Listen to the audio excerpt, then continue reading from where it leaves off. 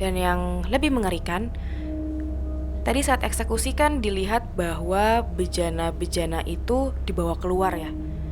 Ternyata bejana-bejana itu diminum oleh Pak Wono dan para pekerja di pabrik itu. Jadi darah Nastiti diminum.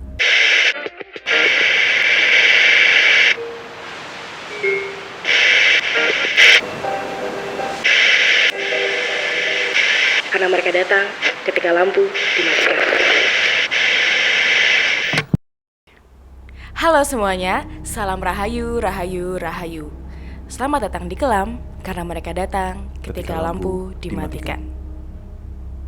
Halo semuanya, halo Mas Aldo. Halo Prita, teman-teman penonton. Ini aku udah agak bener pakai mic-nya. Oh, udah bener ya? Sejauh ini. Udah latihan? Udah. Udah. Karena saya sangat terbuka dengan masukan. Oh iya, Begitu. bagus. Anak magang emang harus kayak gitu sih Mas. Iya, emang demi nilai A. Demi nilai A dari aku ya. Bagus. Nih kamu tahu nggak hari ini aku bakal cerita soal apa? Enggak sih, tapi Enggak boleh ya? nebak emang. Boleh. Pembunuhan kejam. Ya. Ini terlalu spesifik sih, kamu udah baca ya kayaknya. Iya. Udah ketahuan baca banget. dikit. Tapi cuman kayak lihat highlight ceritanya dulu kayak, oh ini tentang apa sih? Udah sampai situ. Soalnya jadi nggak menarik kalau aku udah baca semuanya. bener Kan sih. aku diceritain ya, didongengin kan di sini tuh. Jadi aku nggak baca semuanya. Gitu. Oke. Tapi yang menarik tuh ya teman-teman, Mas Aldo, kan biasanya kita membawakan cerita terkait ya pengalaman-pengalaman metafisika lah. Kalau ini tuh sama sekali menurutku tidak berkaitan dengan metafisika tuh loh. Tapi ada banyak unsur yang menegangkan menurutku ya ketika aku membaca kayak ternyata bisa gitu ya. Oh, tragis juga nih. Oh, kok kayak gini ya? Gitu. Menarik sih menurutku. Oh iya. Ha-ha. Berarti nanti kamu nggak tanya alasannya mereka datang kali ini kenapa? Itu yang aku pikirin juga. Iya sih, mereka nggak datang kali ini. Cuma nanti kita coba simpulkan tetap ya Mas. Oke. Nah itu dia Mas. Ini tuh kita dapat kiriman cerita dari Mas Dewa. Ini tuh namanya disamarin sih, jadi bukan Dewa literally Dewa ya. Oke. Gitu. Mas Dewa ini kan seorang penyidik begitu, yang berasal dari sebuah kabupaten di Jawa Tengah. Itu. Oke. Kamu siap? Siap ya? Itu dia teman-teman. Buat yang lagi nonton video ini, cek sekitar dulu. Pastiin di sekitar kalian ada orang. Pastiin lampu kalian nyala, karena mereka datang ketika lampu dimatikan.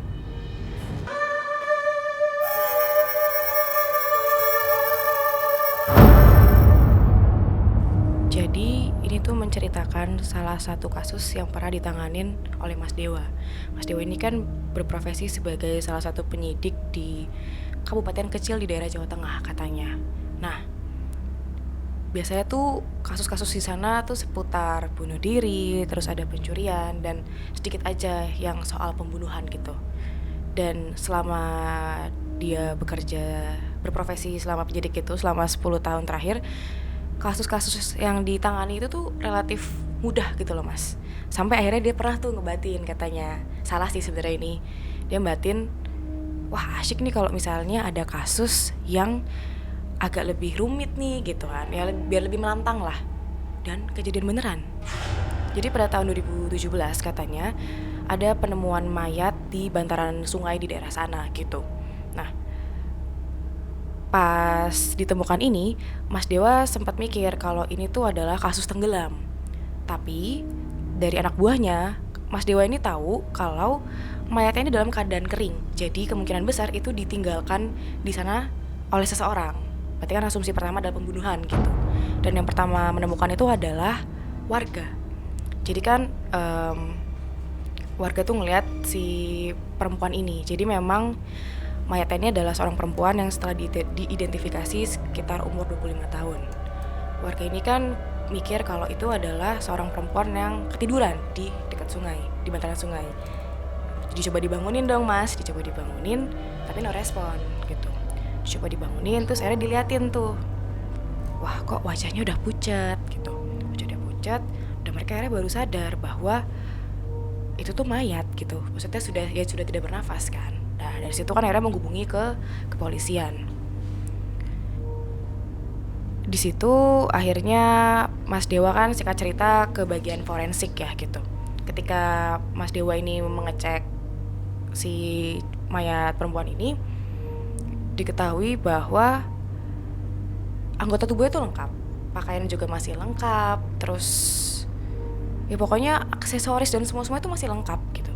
Tapi memang yang menarik adalah temuan ada luka sayatan di bagian kedua tangannya dan di bagian pergelangan kaki juga. Jadi pergelangan tangan dan pergelangan kaki, dan itu dua-duanya.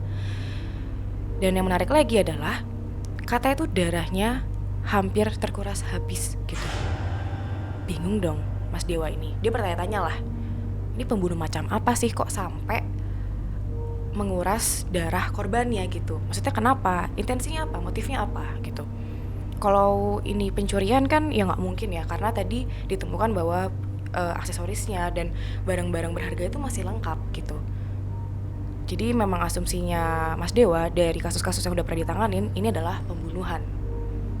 Tapi pada saat itu mereka hanya menemukan beberapa barang bukti, yaitu adalah identitas dari si jenazahnya ini, mayatnya ini, dan itu adalah enamel yang terpasang di pakaiannya dia bernama Nastiti. Kemudian ada juga ponsel sama nota warung makan di sekitar situ lah gitu. Dengan barang bukti yang ada, ya mereka agak tersendat pada saat itu untuk mencari pelaku dan seperti apa motifnya. Kemudian ponsel yang ditemukan itu akhirnya dibawa oleh tim cyber kan, dikasih ke tim cybernya kepolisiannya itu. Terus setelah diutak-atik, akhirnya setelah berhasil dibobol, dicek, ketemulah 2 percakapan, 2 chat. Satu ini adalah percakapan ke seorang pria yang asumsinya adalah bos dari si Nastiti ini, karena kan dia ditemukan pakai seragam ya, jadi kan asumsinya dia kerja tuh di daerah situ, si bosnya nih. Yang kedua adalah grup chat yang diasumsikan adalah grup chat tempat kerjanya dia bernama Perkumpulan Mulia Abadi. Namanya kayak lawas, terus kayak mencurigakan gitu gak sih, kayak sketchy gimana gitu. Iya. Dan tapi ya pada saat itu Mas Dewa dan tim mikir kalau itu paling nama perusahaannya, ya kayak perusahaan lawas ya, seperti yang lo bilang. Tapi akhirnya tim yang ke lapangan yang mencoba mencari informasi terkait perusahaan yang bernama tersebut tuh ya nihil. Dari hasil pencarian gak ada perusahaan yang namanya Perkumpulan Mulia Abadi. Tapi mereka pun nggak memperluas pencarian karena pada saat tubuhnya Nastiti itu ditemukan ada warung nota makanan. Nah, nota warung makan gitu. Dan itu warungnya adalah di sekitar situ. Jadi asumsinya adalah Nastiti berarti kerjanya di daerah situ dong. Maksudnya ya bukan pendatang lah begitu. Nah, yaudah tuh. Pada saat itu kan mereka bingung ya harus gimana. Sudah sempat menghubungi kontak-kontak yang berada di dalam grup itu, tapi no respon. Sambil menunggu respon itu, tiba-tiba ada salah satu tim yang kepikiran kenapa enggak buka aplikasi belanjanya Nastiti begitu. Kan emang ada aplikasi, biasanya kan ada aplikasi belanja ya teman-teman. Nah, dibuka tuh, bener ketemukan tuh alamat utamanya. Dan itu berjarak sekitar 6 km dari kepolisiannya itulah. Akhirnya ketika mengetahui itu, mereka bergegas untuk ke sana. Sampai di sana itu ternyata itu adalah alamat sebuah kos. Jadi itu pas nyampe itu adalah kos-kosan. Di situ akhirnya Mas Dewa dengan timnya datang, ketuk-ketuk, terus keluarlah seorang ibu-ibu parubaya. Terus agak kaget dong melihat ya dengan seragam polisi dan kawan-kawannya tuh. Ketika memperkenalkan diri juga dan memberitahukan maksud dan tujuannya, ibunya kelihatan panik kayak, "Yo, takut lah pasti kan, kayak ini ada apa. Dipanggil lah suaminya.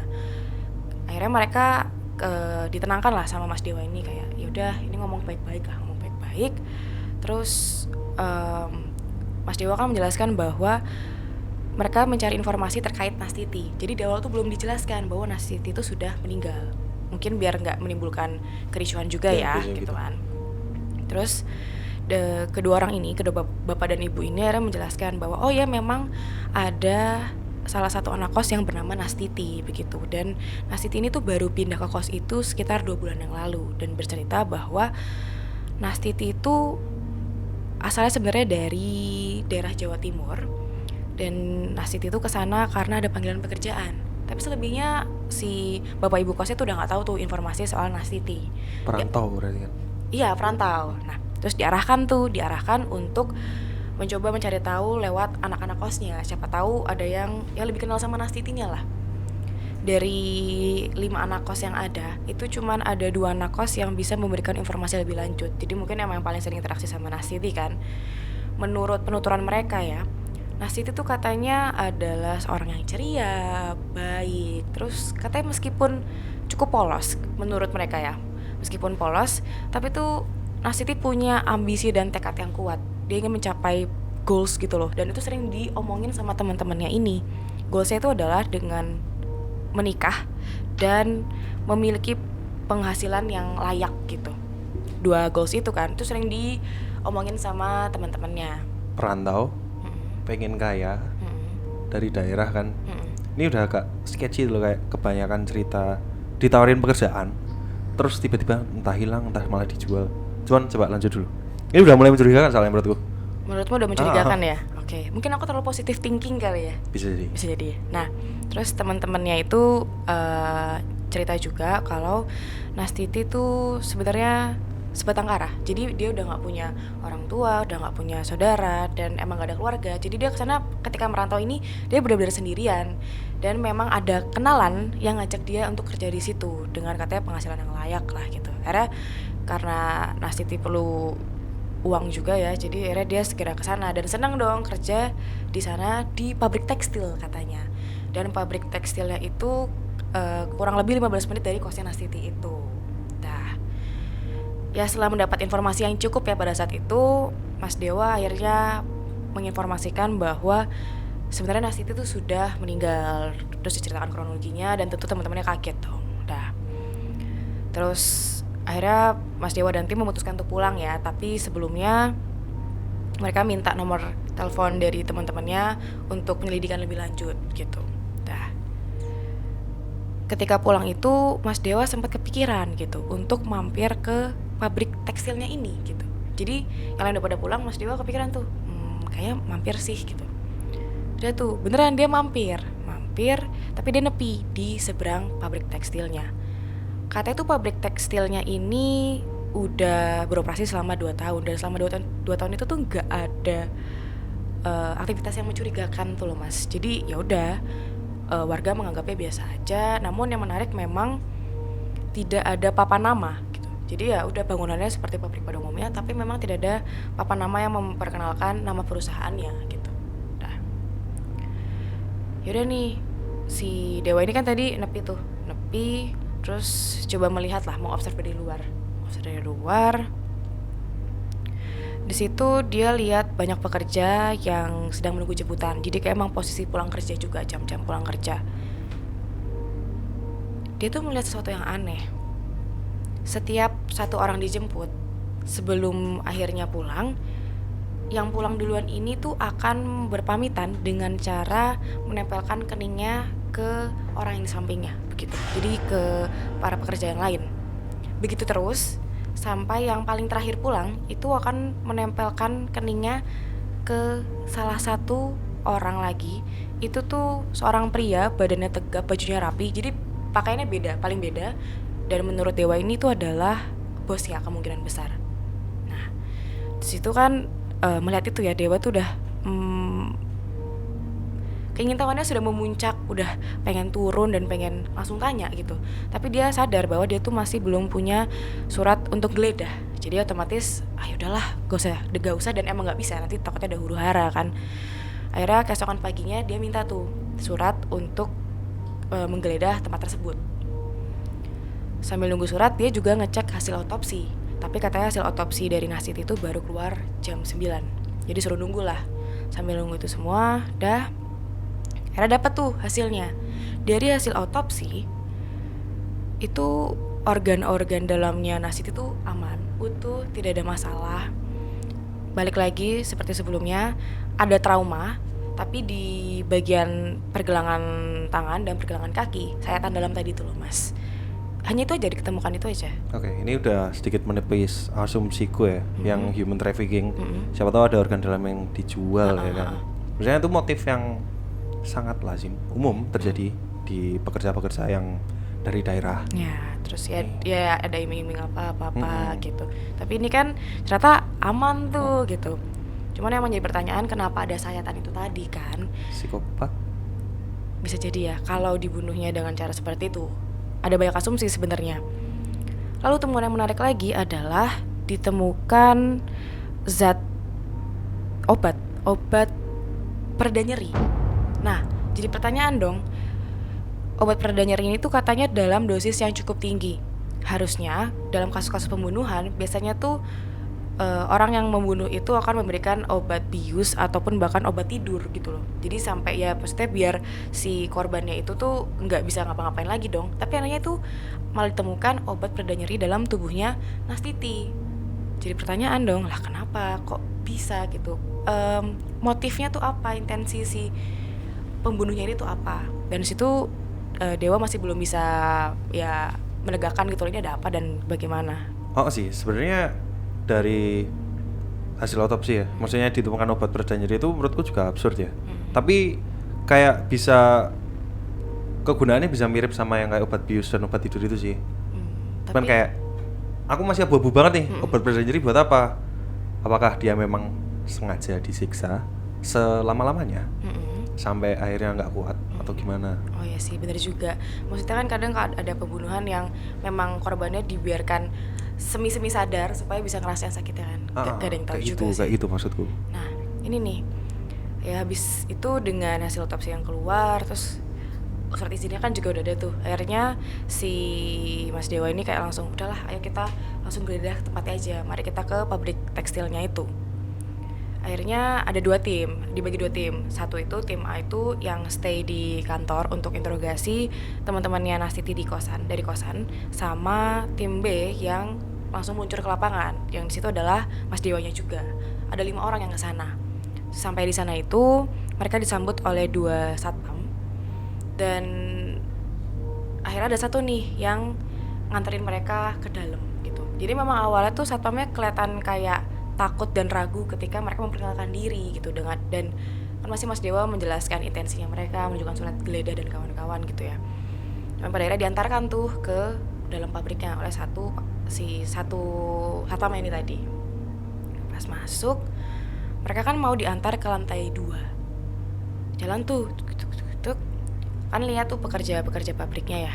Di sana mereka melakukan aktivitas seperti biasa sih sebenarnya. Jadi mau memintal benang pakai mesin, ya melakukan pekerjaan pada umumnya. Tapi di situ Mas Dewa agak bertanya-tanya juga. Di situ dia melihat ada foto laki-laki yang satu hari lalu itu dia lihat. Jadi laki-laki yang berbadan tegap tadi itu loh Mas, dan bajunya beda, yang kemungkinan kan adalah bosnya. Itu terpampang nyata dan gede banget tuh loh katanya. Terus dia bingung, kenapa nih ya dipajang kayak gini. Udah, sambil masih bertanya-tanya, naik tuh mereka ke lantai 2 dan disambut oleh si bapak-bapak itu tadi. Di situ akhirnya si satpam itu juga melakukan hal yang sama seperti hari sebelumnya. Jadi satpamnya tuh menempelkan kening ke si bosnya ini, habis itu pamit. Di situ akhirnya si bapak-bapak ini mempersilahkan Mas Dewa dan teman-temannya untuk masuk gitu kan. Masuk, terus akhirnya memperkenalkan diri dengan nama Buwono. Dipanggilnya Wono. Nah, di situ Mas Dewa menjelaskan intensinya mau ngapain dan nunjukin surat geledah bahwa ini tuh mau geledah tempat ini gitu. Terus Mas Dewa itu juga bilang bahwa mereka kan menemukan Nastiti ya. Anehnya si Wono ini tuh tidak terlihat kaget, justru malah nanya balik, memangnya apa kaitan dari kematian Nastiti dengan pabrik mereka gitu. Ditegasin lagi dong sama si Mas Dewa bahwa ya terakhir kali ditemukan Nastiti tuh masih menggunakan seragam dan masih ada enamel nama. Berarti asumsinya sebelum Nastiti itu meninggal, Nastiti tuh baru ada kegiatan di pabriknya dong gitu. Makanya harus ngecek si pabriknya dan orang-orang di dalamnya. Dari situ Wono tuh mulai terlihat gusar kan. Tapi akhirnya mempersilahkan Mas Dewa dan tim untuk melakukan ya penggeledahan, pengecekan. Di situ akhirnya anak buahnya Mas Dewa ini tuh kan ke bawah tuh ngobrol sama para pekerjanya, dan Mas Dewanya ini sendiri stay di office-nya itu sama si Pak Wono. Kan diinterogasi tuh Pak Wono terkait ya pabriknya dan kawan-kawannya. Dan akhirnya Mas Dewa tuh tanya, ini kenapa sih pabrik ini tuh nggak ada papan nama di bagian depan? Kan dia kepo dong dia. Jawabannya Pak Wono ini adalah hanya orang terpilih yang bisa mengetahui tentang pabrik ini. Di situ nanya balik dong Mas Dewa, maksudnya apa? Pak Wono menegaskan bahwa yang terpilih ini adalah mereka yang mau mengabdikan hidupnya pada pabrik ini. Di situ Mas Dewa curiga, tapi ya berusaha memaknai itu dengan mungkin orang-orang yang memang rela bekerja loyal terhadap pabriknya gitu. Bekerja keras ya, kayak gitu kan. Dah. Di situ sambil interogasi ya, setelah interogasi juga itu akhirnya kan Mas Dewa ingin tahu progres anak-anaknya ya. Turun dia nanya-nanya, dari hasil wawancara singkat dengan para pekerja itu katanya mereka tuh ada yang kenal Nastiti tapi nggak deket, dan ada juga yang bahkan nggak kenal Nastiti. Aneh dong gitu. Alasan mereka adalah karena pekerja di situ banyak banget. Tapi menurut observasinya Mas Dewa ini ya, dengan interaksi sebelum-sebelumnya yang menempelkan kening, harusnya kan kekeluargaannya dijaga ya, harusnya kenal dong satu sama lain, nggak masuk akal. Di situ ya udahlah, akhirnya untuk menjernihkan pikiran mungkin ya, Mas Dewa ini ke bagian belakang pabrik. Dia lihat tuh kayak ada kebun-kebun gitu kan, rokok. Sebat dulu gitu kan, sambil mikir ini kaitannya apa. Nah, pas dia baru mulai nyalain rokok, dia tuh lihat ada satu ruangan di belakang, namanya ruang kesehatan. Terus dia mikir, itu belum digeledah nih gitu. Ruang kesehatan di belakang? Di belakang. Itu udah aneh gak sih? Ya biasanya harusnya di depan gak sih? Ya di dalam ataupun ruangan. Ataupun jadi satu sama bangunan utama tuh loh. Maksudnya kan demi kecepatan ya. Dia kayak langsung set gitu kan. Nah itu. Ya akhirnya tanpa pikir panjang, si Mas Dewa ini langsung nyecek rokoknya, terus mau buka tuh. Ceklek. Kekunci. Terus dia bingung dong. Ruang kesehatan itu kan orang harusnya kalau ada urgent ada suatu hal yang urgent, harusnya kan dibawa ke sana kan. Tapi kenapa dikunci gitu? Terus gimana tuh kalau dikunci kayak itu?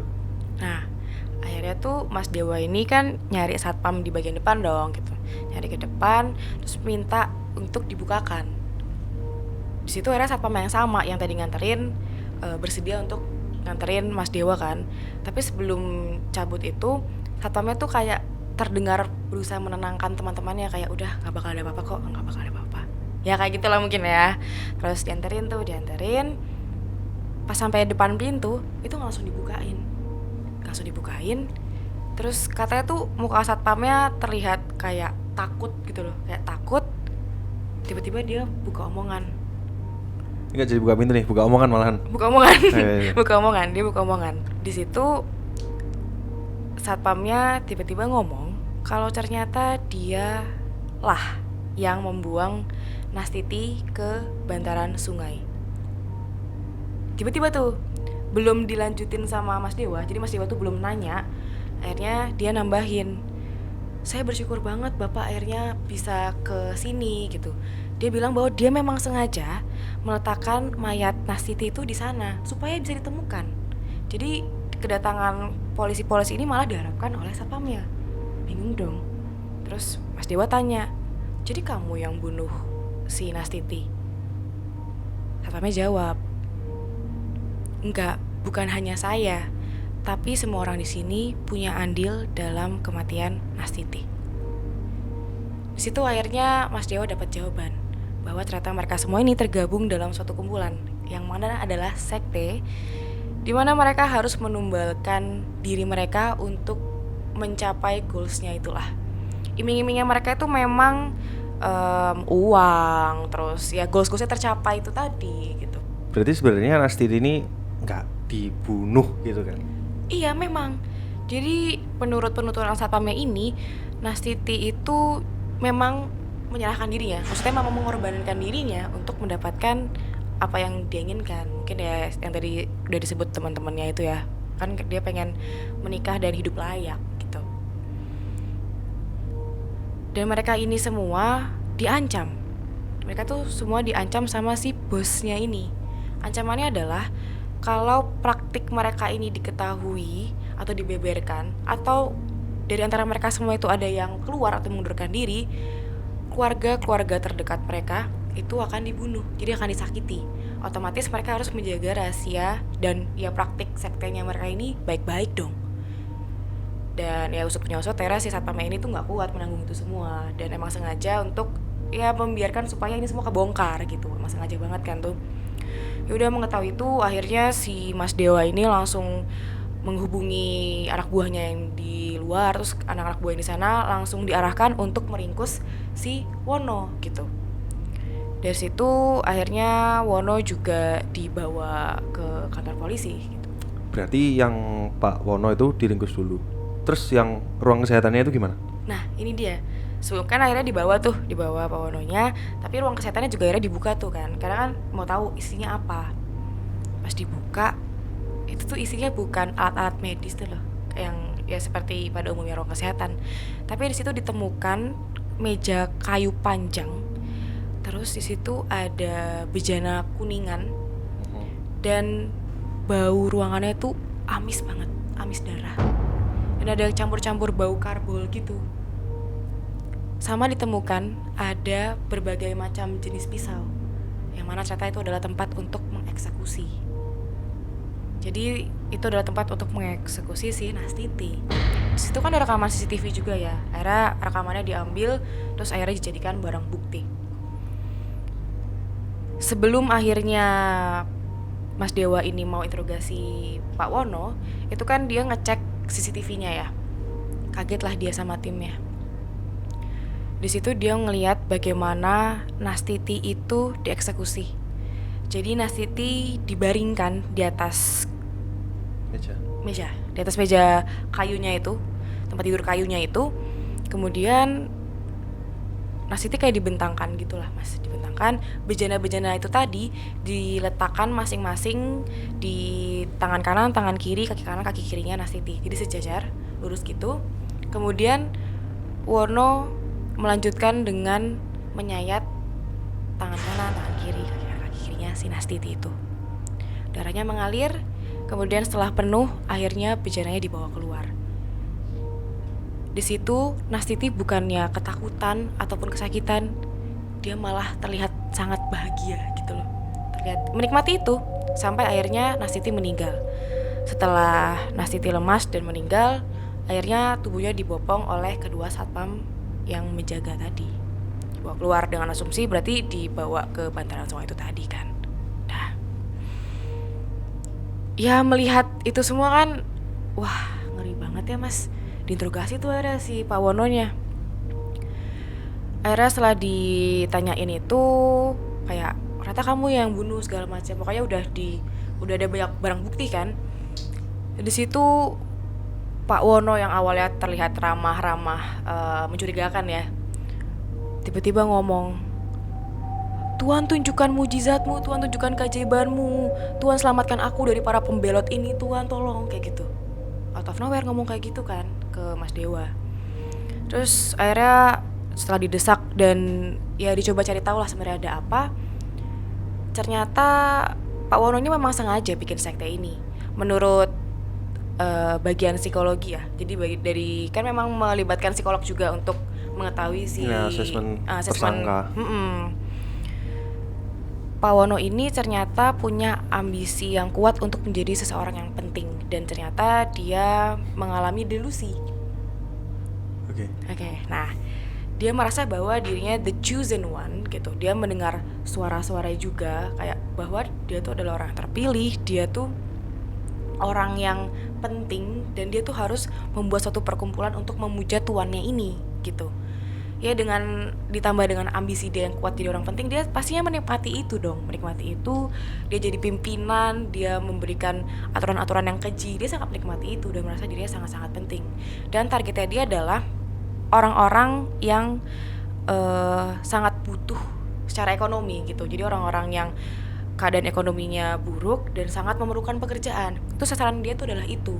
Dengan iming-iming akan mendapatkan uang. Ya terpenuhi lah semuanya. Padahal yang harus tumbangkan adalah darah. Gitu ternyata iming-imingnya. Wah, pokoknya parah lah.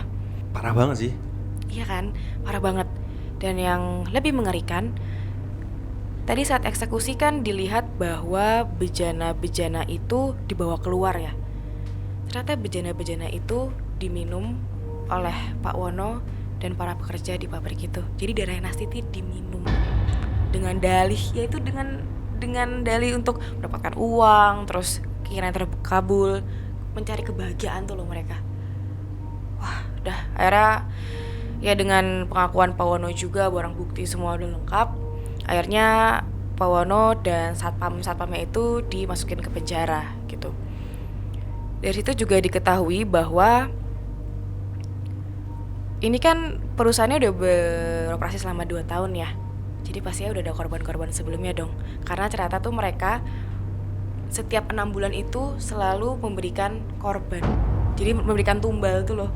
Dan tumbal-tumbal itu sebenarnya selalu dimakamkan di tanah itu sendiri. Jadi di bagian belakang di kebunnya itu.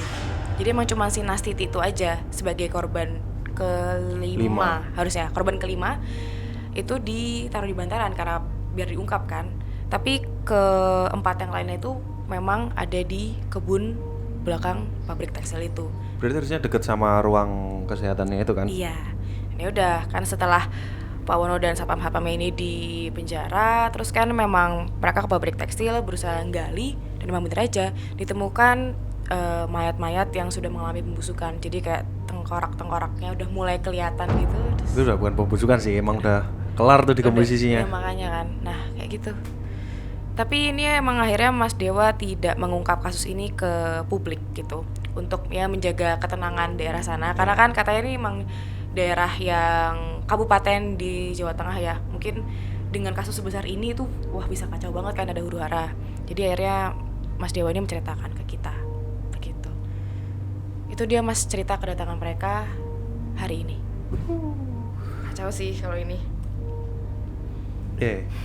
Kayak apa ya? Sebenarnya kalau gue bilang sih Pak Wono ya, ini antagonis kita hari ini, Pak Wono. Gue kayaknya dua tuh. Dia tuh orang yang oportunis. Emang pinter sebenarnya, waras. Visioner juga kayaknya. Visioner. Jadi dia bikin sektenya sendiri, bikin aliran sendiri cuman untuk keuntungannya dia sendiri. Yang kedua dia emang delusi itu tadi. Tapi gue pikir dia tuh juga kayak God kompleks tuh loh. Oh iya, God kompleks juga bisa jadi. Aku juga malah mikir dia juga halu dong. Karena selain dia punya kepercayaan bahwa dia orang yang penting, kan dia dengar suara-suara tuh. Orang halusinasi kan mendengar suara-suara juga gitu. Ya. Dan ternyata aku nggak tahu ya bisikannya tuh karena emang dia punya penyakit atau gimana. Cuman kan ya ini salah dua lah dari Seven Deadly Sins, Pride terus Greed. Dia tuh ada di dia semua tuh, pengen banget dipuja, pengen banget jadi orang penting. Terus kemuliaan, bukan kemuliaan sih, kemakmuran, kesejahteraan dan lain-lain. Saya jatuhnya konyol ya buat si Nastiti. Karena katanya kalau masuk sana akan diwujudkan. Tapi dengan cara menubalkan diri. Terus dia akhirnya mendapatkan itu dengan cara apa gitu. Dengan cara apanya kan? Mungkin kalau dipikir kayak mungkin di afterlife-nya ya. Maksudnya sebenarnya hal serupa itu tidak asing ya di Indonesia. Kalau pernah dengar tentang orang yang ngaku nabi, orang yang ngaku utusan, ini tuh kayaknya terlalu banyak di Indonesia, orang yang terlalu sakti mungkin sampai dia beritikat bikin agamanya sendiri mungkin atau alirannya sendiri, sektenya sendiri. Sebenarnya maca sakti sih. Benar. Cuman kan kita nggak pernah tahu ya itu sebenarnya dia emang valid atau enggak. Kemungkinan besar kan enggak. Nah, sialnya yang sering dijerat memang kebanyakan masyarakat yang berpendapatan rendah. Karena iming-imingnya kan nggak terhindarkan tuh. Mereka BU juga. Yes, siapa sih yang nggak mau kaya raya dengan cepat, dengan cara udah kerja aja tempat saya, nanti nggak lama kamu bisa langsung bisa ini. Itu kan kayak menjanjikan banget ya. Nah, sayangnya itu ya ini sialnya lagi ya, banyak yang mungkin belum punya kesadaran ya untuk melihat yang kayak ini tuh banyak nggak beresnya tau. Bahkan yang nggak perlu kayak sekte kayak ini ya, yang kayak human trafficking terus penjualan organ itu kan awalnya iming-imingnya apa sih, diajak kerja di pabrik, dimasukin lah pokoknya gaji UMK sini atau bahkan ini. luar negeri gitu Nah, kan. sekalian Tapi padahal katanya diculik diproyeksikan kayak gitu. jadi TKI gitu kan, ditaruh di asrama dulu, diiris-iris Amin. kayak gitu kan. Maksudnya lebih berhati-hati aja sih sebenarnya kan. Ini salah satu pesan pentingnya ya. Iya. Tapi aku jadi bertanya-tanya sih Mas, kan dia juga dengar bisikan-bisikan ya. Aku dari tadi tuh mikirnya secara logis sih, maksudnya oh ya ini secara psikologis ini masalahnya kemungkinan besar gitu. Tapi ya ada kemungkinan juga sih menurutku kalau itu tuh bisikannya juga secara metafisik ada kemungkinan, tapi aku rasa enggak sih, maksudnya tetap secara logis, tapi aku membuka terhadap kemungkinan itu karena dulu aku pernah baca cerita kasus seorang anak yang membunuh satu keluarganya karena dibisikin sama anjingnya, dan katanya itu anjingnya memang kerasukan gitu. Apa yang nggak tahu ya itu apakah kebenaran seperti apa, tapi bisa jadi bisikan itu juga berasal emang dari mereka yang tidak kasat mata gitu. Ya ada dua kemungkinan lah gitu. Itu gini sih, aku merasa ya dengan cerita ini, si Pak Wono ini dia merasa dia adalah chosen one. Dia punya God complex, dia pengen dihormati, jadi segani, pokoknya jadi orang penting gitu ya.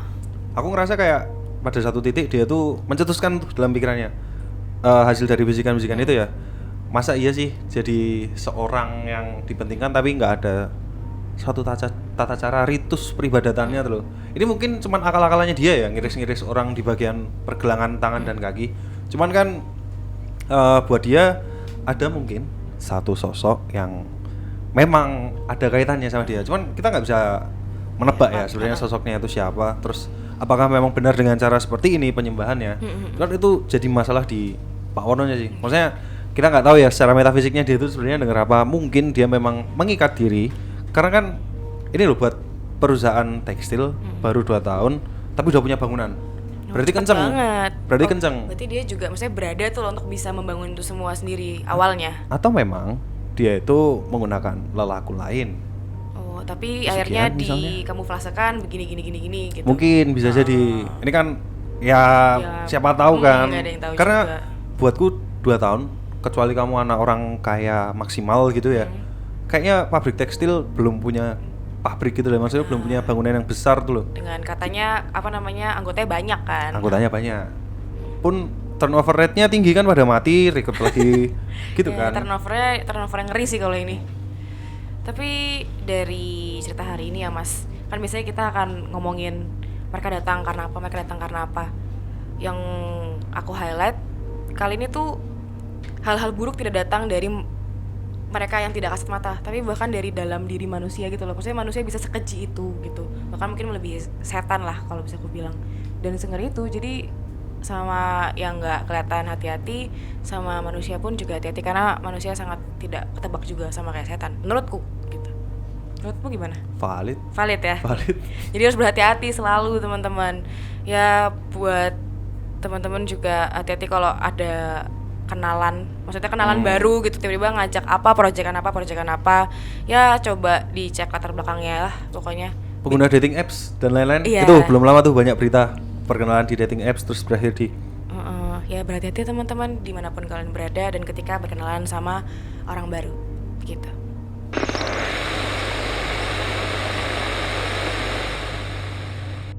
Itu dia teman-teman cerita Mas Dewa dari Jawa Tengah. Terima kasih banyak Mas Dewa sudah mau berbagi cerita ke kita. Sehat-sehat juga untuk Mas Dewa dan tim. Kemudian buat teman-teman yang mau membagikan cerita serupa, pengalaman metafisika yang pernah dialami, bisa kirimkan kemana Mas Aldo? arsip cerita ktj@gmail.com. Betul banget.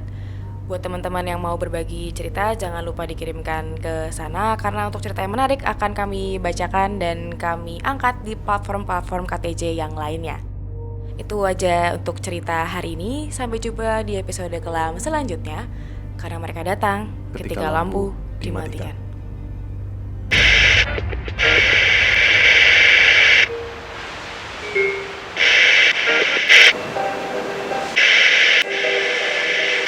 Karena mereka datang ketika lampu dimatikan.